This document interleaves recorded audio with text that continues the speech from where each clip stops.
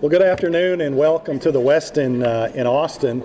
My name is Don Kendrick and I serve as the chair of the Greater Austin Education and Talent Task Force. I'm also an executive with Wells Fargo Bank here in Austin. We have a group of individuals here behind me who have invested in education in the Austin area, and some of them will actually share a few remarks today. I want to highlight just our three of the folks that are with us today. Our Texas Education Commissioner Michael Williams,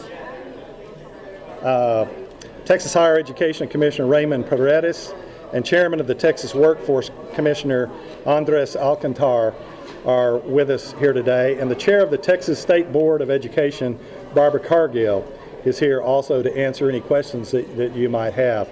I've got just a few statements that I'd like to make. We just had a great luncheon event today. We talked about a lot of the issues that are going on in Central Texas around education. Had many of the institutions and organizations that are doing great work in the room and talking about all of the nice accomplishments of the past, but our challenges going forward in the future. I would just make 3 or 4 points here. First of all, our young people need the adults of the state to work together to ensure that our future generation or future graduates are prepared for college and the high-performance workplace. We're very pleased to see the diversity of support of key stakeholders here today. We have civil rights organizations, we have educators, we have researchers, we have business leaders, elected officials, appointed officials, and we want to thank all of you for being here today. We're here today to say that we hope Texas will continue to organize our system of K through 12 education around graduating increasing numbers of students academically prepared for college and the high-performance workplace. As a business group, we of course support career readiness. As business leaders with perspective, we know that the economy changes and our young people need to have the well-rounded academic background to retrain and evolve with those changes. Finally, we need to ensure that all school districts place our entering high school students on the distinguished plan to ensure that they have as many options as possible. We're excited. Most of the area school districts are strongly considering that action and are here today in support of that. And so next up, we have several people behind us that I think want to share a few remarks. Hi, I'm Catherine Morris. I'm the General Counsel and Public Affairs Director of Samsung Austin Semiconductor. Samsung has over $13 billion invested in its Austin manufacturing facility. A recent economic development study opined that Samsung is responsible for $2.2 billion in economic activity for our region, and that we create more than 10,000 jobs for the region.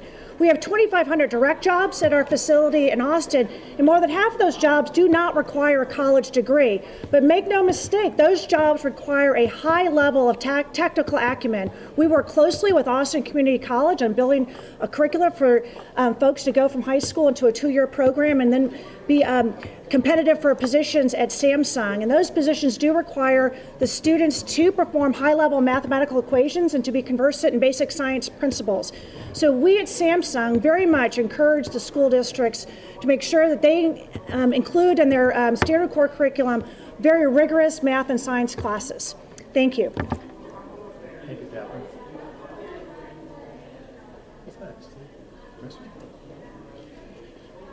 Good afternoon.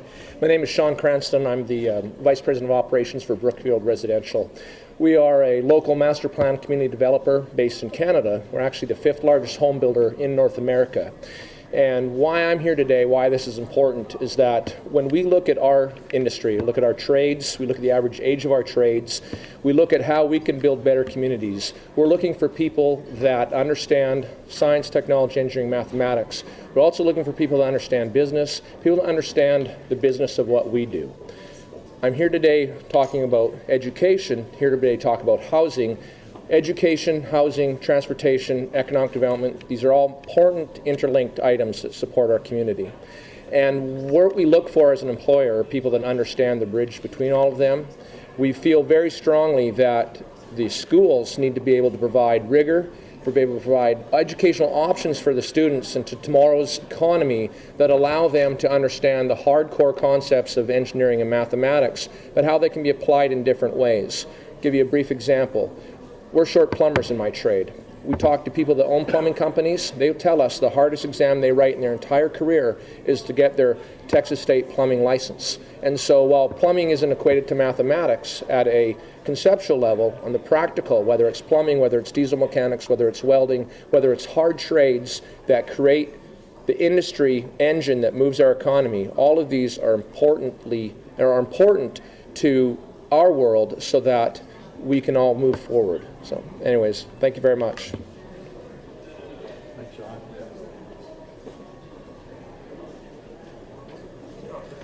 Good afternoon. I'm Lori Posner with Intercultural Development Research Association, or IDRA. IDRA's mission is to assure that all children have access to an excellent, equitable public education. And so we're pleased to join the Austin Chamber of Commerce and education, business, family, and community leaders here to take a stand today for high-quality education for all students. We're also here today because we're concerned. In a state that trails the nation in college degree attainment, we are reducing college readiness requirements. In a state that now prepares just 6% of English language learners to be college ready in math and English, we are widening loopholes rather than closing gaps. And in a state that already institutionalizes funding inequity, where our wealthiest districts have $36,000 more per classroom to spend on teachers, books, technology, tools, and supplies, we are institutionalizing curriculum inequity. Advocates argue that tracking benefits students, but research tells a different story. Too often the criteria used to track students have been flawed or misapplied. And rather than improving instruction, these practices have tended to disproportionately direct low-income and minority students in subgroups into low-ability tracks that diminish their post-secondary options. Some say it's elitist to believe that all children should have the preparation they need to go to college, but isn't the real elitism about opening doors to college for some while encouraging others to use the service elevator?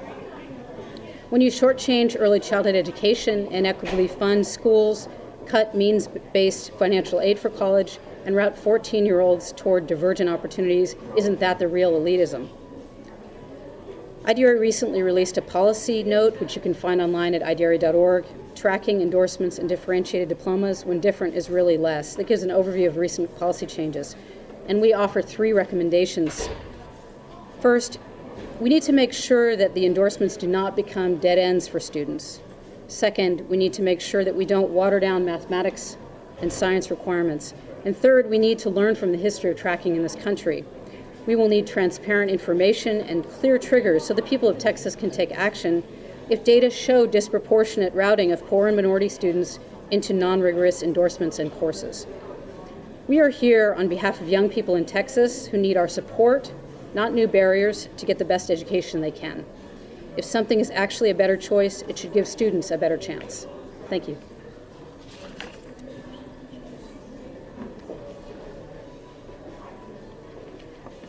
Good afternoon. My name is Selena Moreno, and I'm an attorney with MALDEF, the Mexican American Legal Defense and Educational Fund.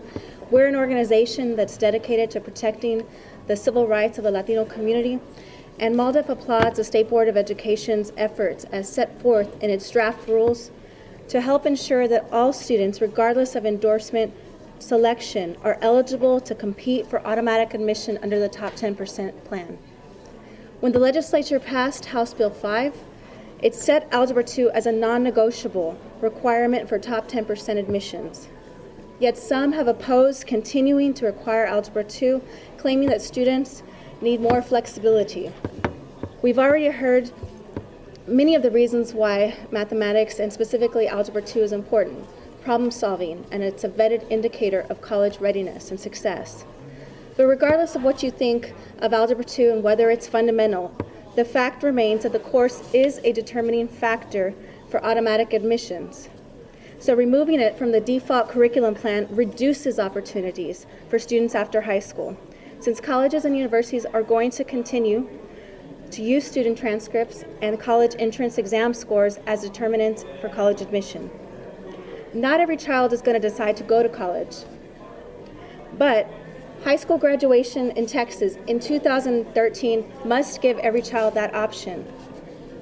MALDEF is also very, very concerned that that the variance in the availability of the endorsements across school districts in Texas is going to exacerbate and actually largely mirror the existing inequities in school districts' available resources. This is a critical equity issue currently being litigated by MALDEF and others. The State Board of Education should consider, to the greatest extent possible, equalizing each of the 5 endorsements. Accordingly, regardless of the endorsement offered by the school, every student must be guaranteed an education that prepares them for college and career success. Students in poverty-poor school districts are now counting on the State Board of Education to have political courage and make sure that the current inequities that currently exist are not exacerbated. Thank you so much for listening. Appreciate it. Hello, I'm Sandra West from the Science Teachers Association of Texas. We represent over 6,000 science teachers in the state. We would like to thank the Chamber for their efforts today to improve or to continue in improving STEM education. We think that part of this effort is part of a larger component of other issues that need to be addressed. We know that 80% of our Texas students graduated with biology, chemistry, physics, and that seems to tell us something, as well as the ACT data that also tells us that if we want students to graduate from college, they need to take biology, chemistry, and physics. So once again, we'd like to thank the Chamber for their efforts, and we continue to support improvements in STEM education. Thank you.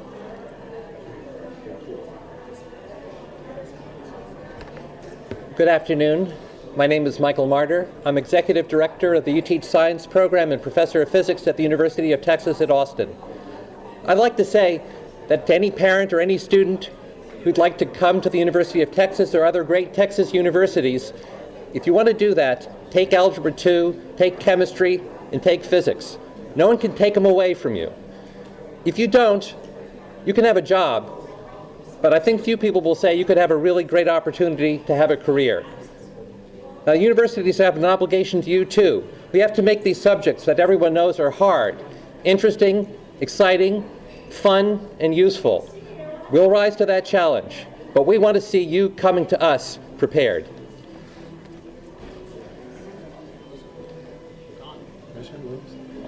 Okay? Yeah. Well, we want to thank all of our individuals behind me here and the organizations they represent for being here today. We'd like to open it up for questions that you might have. Okay? For the commissioners. The commissioners. We call them the 3 tenors. The 3 tenors. I haven't been a tenor since I was 13. Go ahead.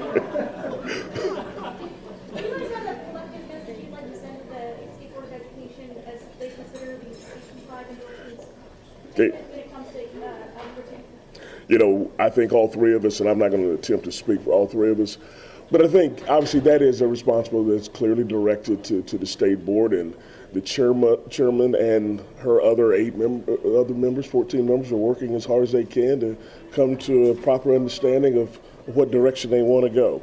I will have an opportunity to have a visit with them about what I think that direction is. Unfortunately, I don't think this is the moment for that. They'll meet next week, and I'll have an opportunity to visit with them then.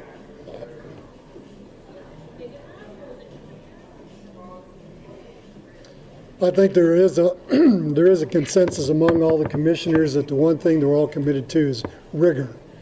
We need to make sure we maintain rigor. In some cases, we have to increase rigor in K through 12.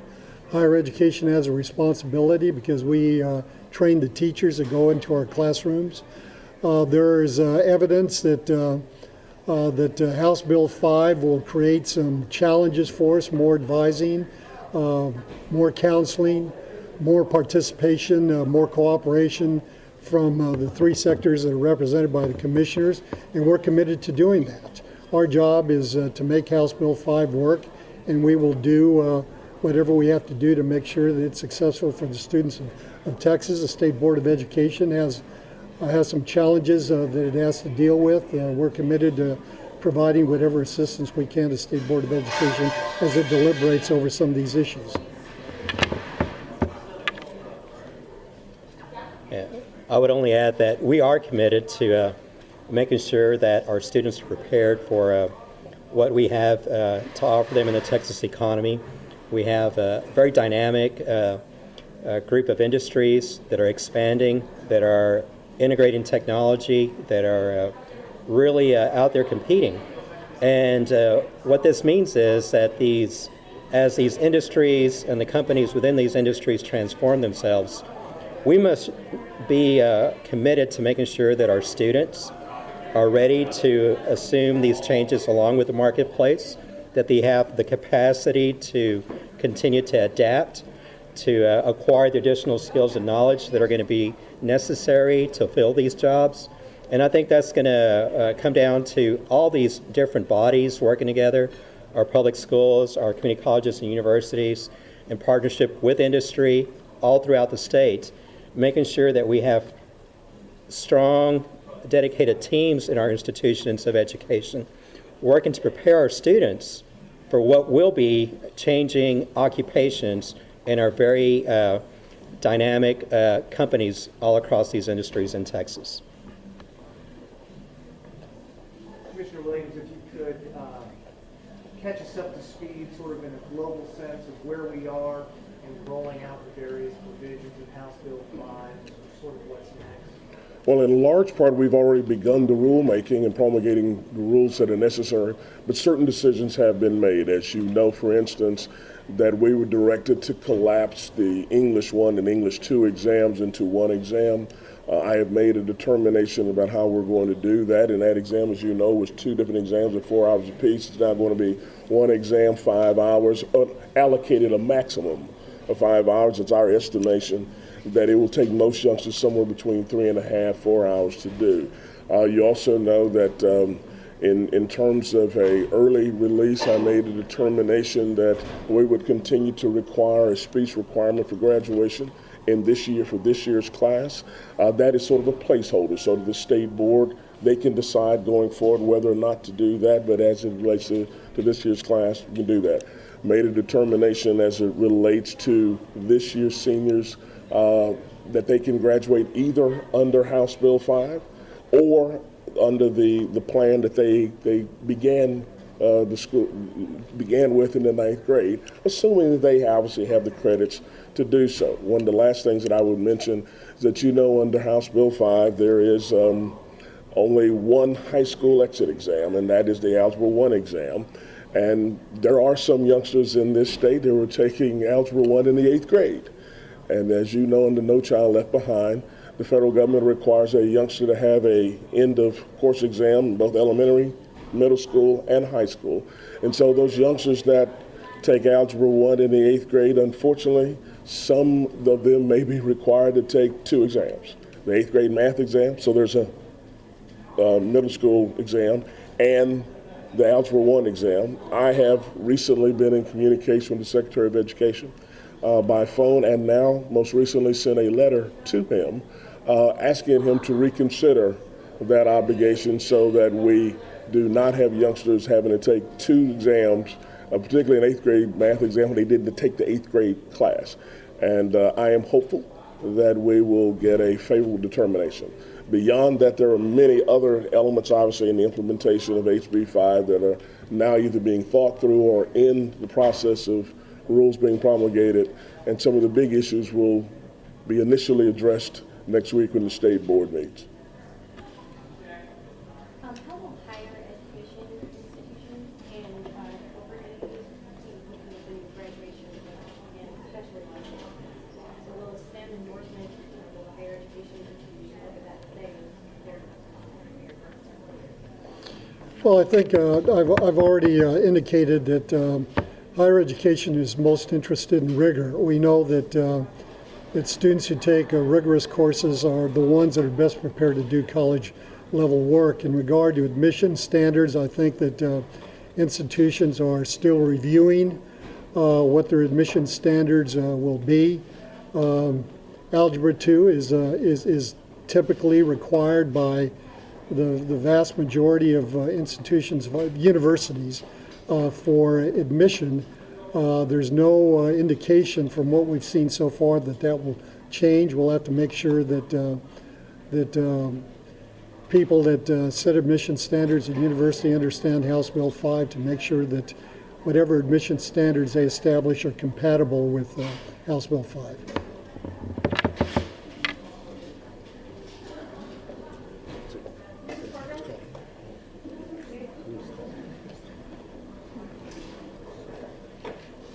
Hi.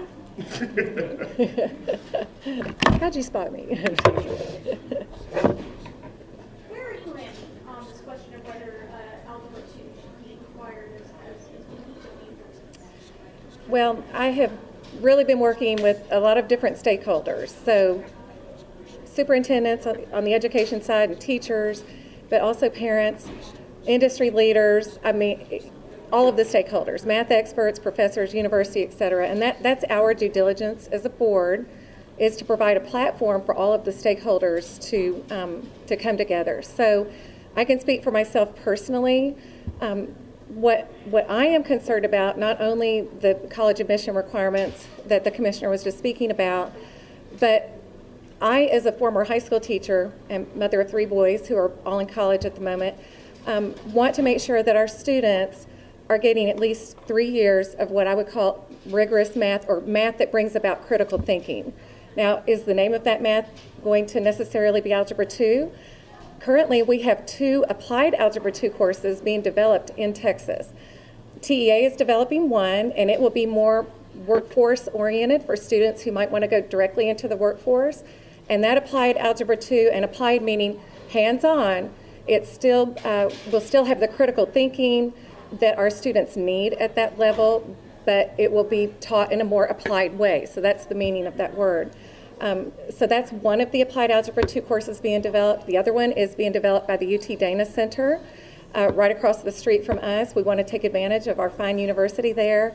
And so that will be yet another option for our students. There are some states that have several applied Algebra 2 options.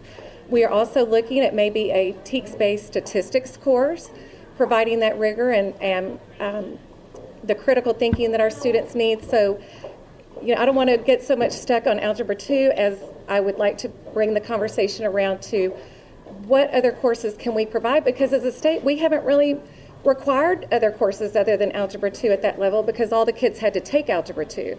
But we're in a different place now with House Bill 5. And so we as a board, we're trying to respond to that and come up with some more options for kids. And then keep that flexibility in mind too. So there you go. Other questions?